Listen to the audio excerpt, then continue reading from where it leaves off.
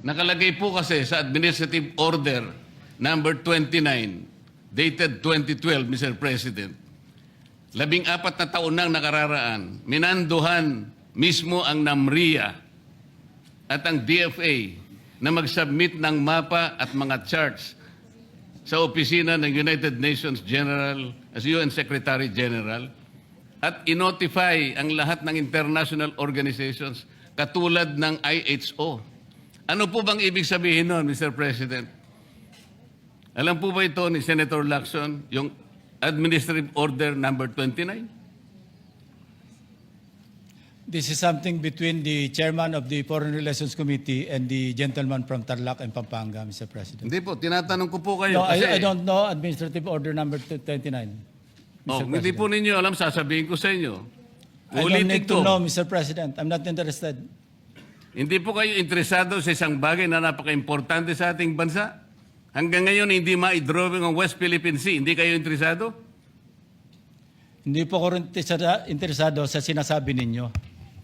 Maring hindi po kayo sinasabi interesado sa sinasabi ko. No, Ngunit ang sasabihin ko, interesado ang buong Pilipinas. Sapagkat ito, dito nakasalalay po kung sino nagsasabi ng totoo. So ayaw po ninyong malaman ng totoo, Ginoong Lacson? Kasi po, Mr. President, ang ipapalabas na naman niya, yung China may karapatan diyan sa lugar na yan. Kaya ayoko na po marinig kasi ilang beses na po natin narinig yan, medyo masakit na sa tenga eh. Alam po Kaya ninyo, sinasabi ko po, ayoko na marinig Mr. kung President, nanggagaling sa kanya, Mr. President.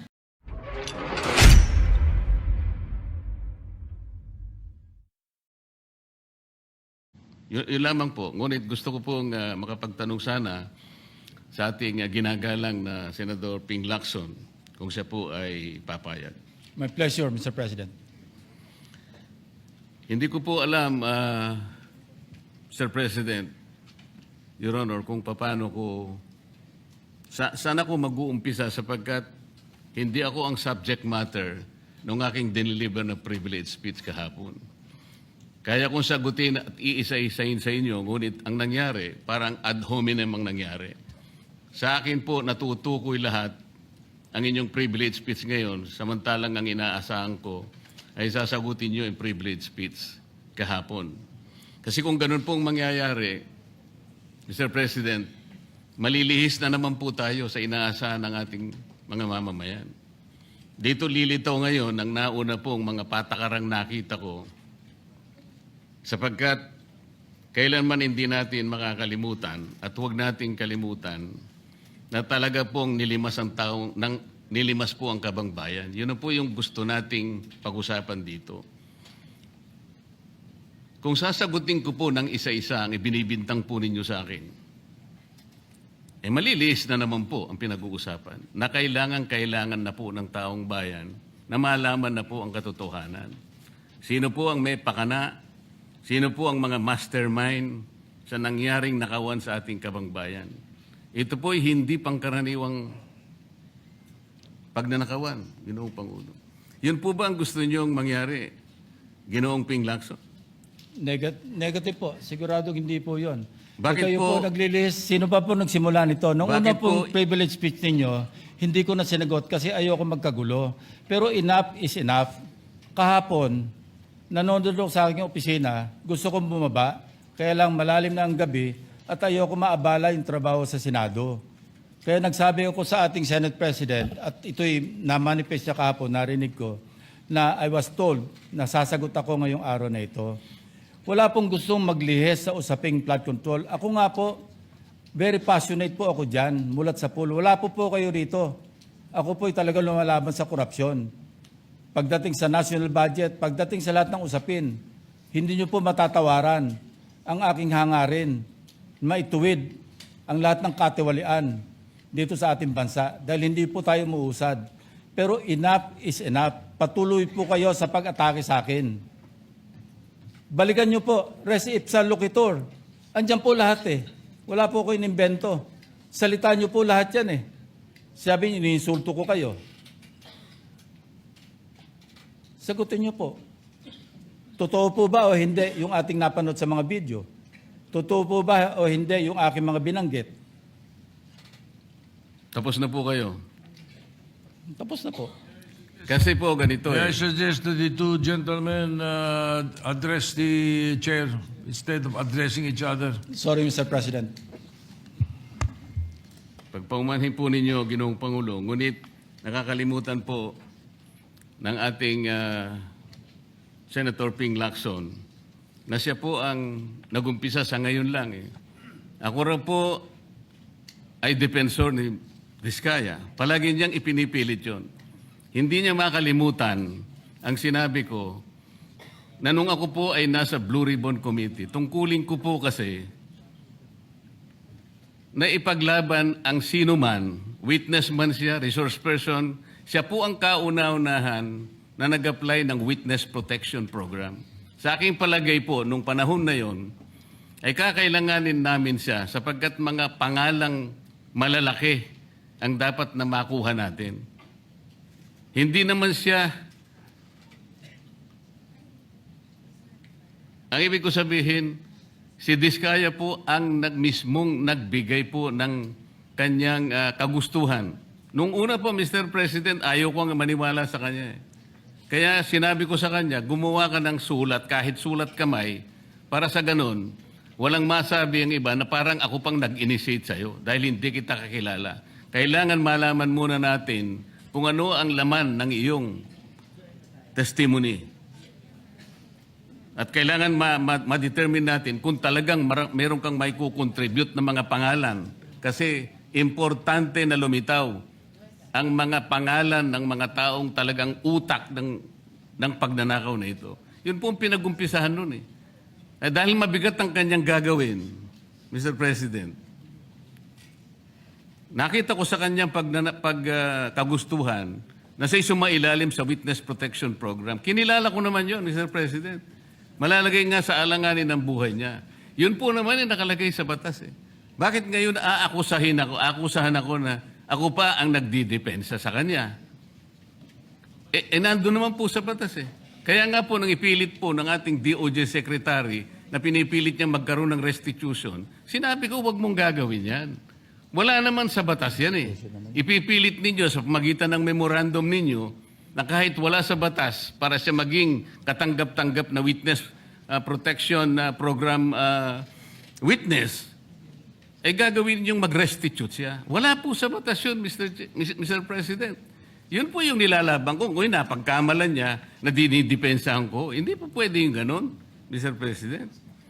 So ngayon, hanggang ngayon, pati ba naman ng asawa ko na independent director, kakalantariin pa rito. Saan ba natin pag-uumpisa ng pag-uusap na ito? Pagkatapos, ipipilit na naman ninyo yung Kalayaan Island Group.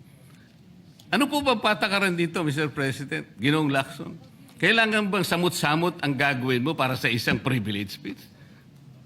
Kayo po'y matagal na sa Senado. Alam ko po, kabisado nyo yung patakaran dito. Ang isang privilege speech na katutok lang sa isang subject matter. Pero ang gagawin po ninyong samot-samot ito, at pagkatapos ay mag-uumpisa kayo na para bang ang nilalaman ng privilege speech ninyo puro ad hominem. Wala po tayong matatapos dito. Ang hangarin po natin dito ay yung subject matter na pinipilit natin sapagkat ito po ang inihintay ng taong bayan.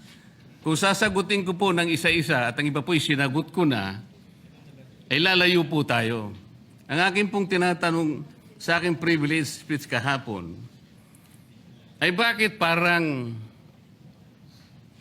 hindi ninyo pinagbigyan ang ibang mga tao na napakarami nilang dapat sabihin para sa ganun malaman natin ang katotohanan. Kayo po ang nagsabi, Senator Lacson, Mr. President,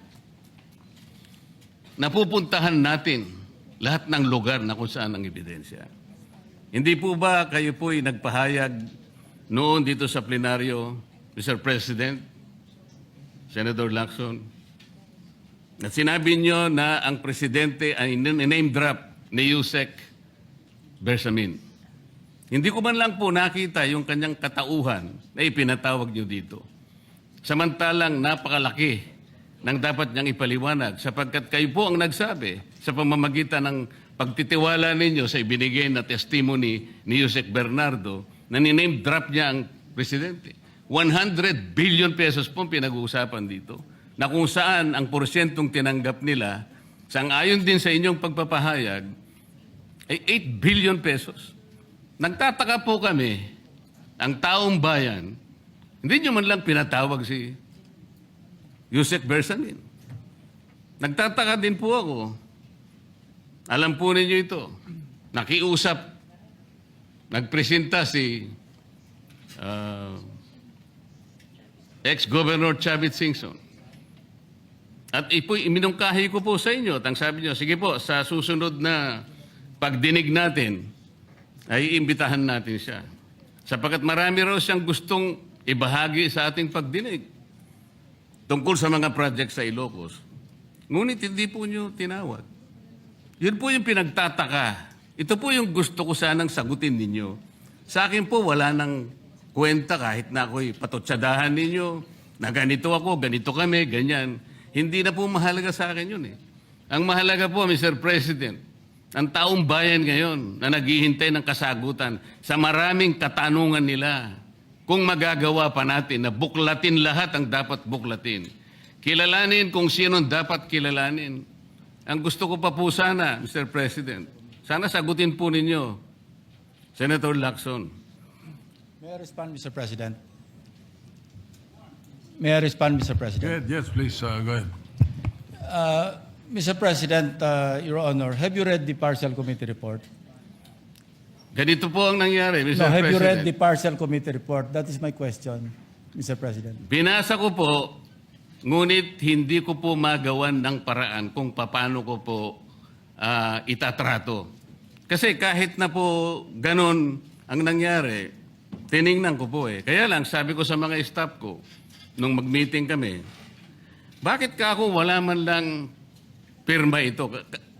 Ito po italiwas po sa inyong ipinahayag kahapon. Sinabi nyo President, rito, If I may be allowed, Mr. President. Patapusin niyo muna ako para may paliwanag ko kung bakit hindi man lang ako sumagot sa inyo dito sa ibinigay niyong material na ito. Kasi sinabi po ninyo, for one, I have it on record that his office already received a copy of the BRC Partial Committee report as early as February 11, both hard and soft copies, but he has not signed it, even with I dissent remark. It follows that as chairman, I was first to sign before routing the same contrary to his claim that I did not. Kahapon lang po namin nakita ito, Mr. President. Pero hawak ko po dito yung ipinrint naming kopya na nakuha lang namin sa isang link sa PDF document. Kami lang po nagprint nun. Wala pong pirma. Mr. President, we assume that it came from the office of Senator Lacson or probably from the Blue Ribbon Committee. I would not assume otherwise. So sabi ko, kung walang pirma ito, wala man lang covering letter, ano bang gagawin namin dito? Gagawin ba nating banderitas ito? Ganun po ba yung pagbibigay ng isang importanteng dokumento? Kung inaakala po yung importante ito, eh bakit wala naman pong pirma man lang? Sa akin palagay, hindi po ganun ang pagtrato sa amin bilang miyembro ng Blue Ribbon Committee. Dapat man lang sana, kahit na initial nyo lang po at meron siguro kayong instruction doon, anong gagawin namin dito? Now, before Senator Lacson responds, will you answer the question? Did you read it or not? That was the question. Yes, Mr. President. You read it. Okay, Senator Lacson, go ahead. Yes, Mr. President. I mentioned it in my privilege speech. Binigyan po natin ng tikitigis ang kopya na may watermark ng kanilang opisina. Una, nagkaroon po tayo ng isang masamang experience na nag-leak yung nauna ng niroute na committee report. So naisip namin, para matunto natin kung saan opisina manggagaling ang leak, bigyan natin ng tikitigis ang kopya. Hindi po talaga pipirmahan yun kasi advance copy po yun eh. Nasabihan po namin ang kanilang mga staff na kapag ready na sila na pumirma at nabasa nila, hudyatan nila kami, ipapadala namin yung physical or yung hard copy. Nandun po yung signature page, nakapirma po ako doon. Hindi ko po pwede ikalat yon nang wala akong pirma kasi ako yung chairman. Hindi niyo po narinig yung aking paliwanag sa aking privilege speech na talagang walang pirma yung aming ikinalat sa bawat miyembro. Dahil yon para lang mapabilis, kasi 400 pages po, alam ko magtatagal mabasa. So para simultaneously, isipin niyo po, Mr. President, kung isang kopya lamang yon na aking igagala sa 17 o 20 miyembro ng Blue Ribbon Committee, isang taon po, baka hindi pa tapos mabasa. So gumawa kami ng nag-devise po kami ng isang pamamaraan para simultaneously, sabay-sabay nila mabasa with the advice to their staff na kapag nabasa na at ready ng pumirma, sabihan kami, dadali namin yung kopya na mayroong signature page at sa kanila pipirmahan. Katunayan kahapon po si Senator Bam Aquino. Binigyan namin sa kanya yung may signature page at pumirma siya. Hindi po matatapos kung yung 467 yata na pages, iisa-isahin namin iikot. Mahirap po. Gumawa na nga kami ng paraan para matakil na sa floor, ma-defend ko, at makamove forward tayo na tulad ng binanggit ko sa aking privilege speech, simula na tayo uli ng mga panibagong pagdinig. Ngayon, sinabi po ni Senator Marcoleta na bakit hindi inimbitahan si Undersecretary Bersamin. Kaya ko po tinanong, kung nabasa niya na yung report, kung meron po siya maipakita sa akin doon sa committee report o doon sa TSN, doon sa minutes ng pagdinig na nabanggit ang pangalan ni Undersecretary Bersamin. Bukas na bukas din po, o bigyan natin 3-day notice rule. Tatawag po ako ng pagdinig, ipapatawag natin si Undersecretary Bersamin. Ang binabanggit niya po yung aking interpellation sa DBCC, na kung saan si Undersecretary Bernardo gumawa ng personal na sulat kay Pangulong Bongbong Marcos. At sinasabi niya doon na ito yung mga personalidad na alam niya, na naalala niya na merong allocable at kung ano-ano pa. Wala po sa Blue Ribbon Committee minutes yun. Sa labas po yan sa plenaryo, sa DBCC, sa National Budget Deliberation. So kung may papakita po sa akin ng ating kasamahan, Senator Marcoleta, na mayroong isang mention sa affidavit o sa salaysay ni Undersecretary Bernardo na binanggit si Undersecretary Bersamin, di tumawag po tayo ng pagdinig at mag-motion siya na ipatawag kung sino man ang gusto niya ipatawag. Ngayon, si Governor Chavit Singson, wala naman pong paliwanag. Ano po yung ite-testify? Konektado po ba sa issue at hand, which is the flood control projects? Kung konektado po, sana sumulat po siya sa chairman at sinabi niya, ito yung lalamanin ng ite-testify o ito yung naka-attach yung draft affidavit ni Governor Chavit Singson. Sino naman ako para tumanggi na ipatawag kung sino man yung resource person? Nagpadala nga siya ng surprise witness, siya lang nakakaalam eh. Hindi ko po inawat eh. Mr. President, Sandali po, hindi pa ako tapos. At nung hinanap kong pilit, pinagtanong ko yung mga addresses, lahat ng mga kakilala ni Gutesa. At inalam po namin sa pamamagitan ng CCTV footage, baka naman merong sumalubong o merong kasama na pwede natin matunton kung nasan si Gutesa. Ganun po kasi ang aking pagnanais na talagang get to the bottom of this issue. Pero bigla po nawala eh. Ano po magagawa ko? Mr. President, wala nga pong nakasulat dun sa transcript tungkol nga po dun sa binanggit niya sa plenary na pangalang Adrian Bersamin. Paano nga pong mababanggit doon, Mr. President? Hindi nga niya pinatawag eh. Samantalang dapat niyang ipatawag, siya mismo ang nag-highlight. Isip-isipin po ninyo, nagawa po ni Senator Lacson na isama sa plenary debates ng ating 2026 budget. Ganun ka-importante ang bahagi na yon, Mr. President. Hindi ba dapat ipinahayag mo yun eh. Malaking bagay yun. Ibinulgar mo pa nga eh. There are 2 public officials I will reveal this morning. Ganun lang. Ba't hindi mo pinatawag?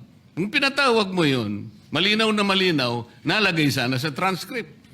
Ganun lang naman ang ibig sabihin eh. Sa mga tweet, iniwasan po, Mr. President, para hindi malagay sa transcript.